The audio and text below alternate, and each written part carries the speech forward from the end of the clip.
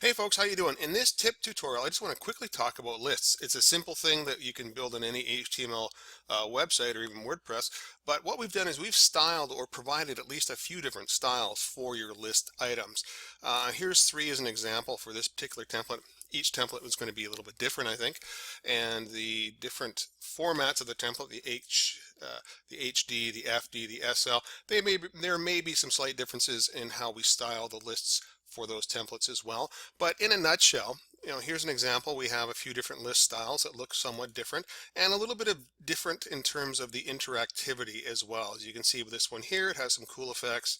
Well, this one here, we have a little arrow, a different effect.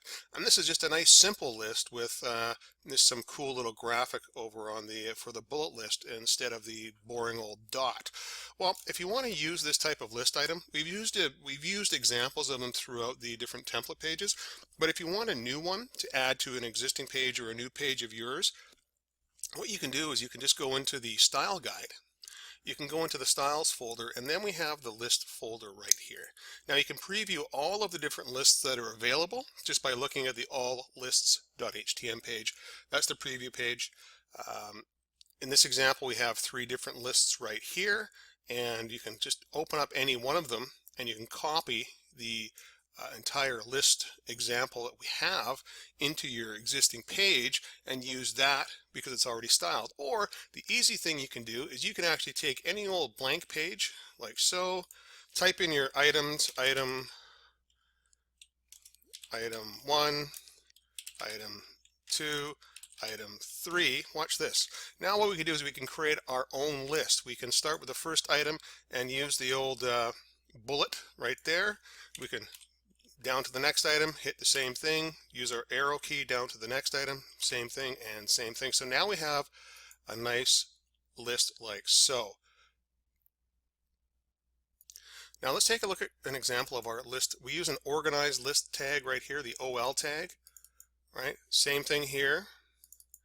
And for the list 3, we use an unorganized list tag. So it's kind of important to make sure that if you want to use a list style, make sure you take a look at the list style being used. Is it OL for organized or UL for unorganized list? And apply the same thing to your existing list. For example, a organized list right here, sorry, this is the bullet right here will give you an unorganized list.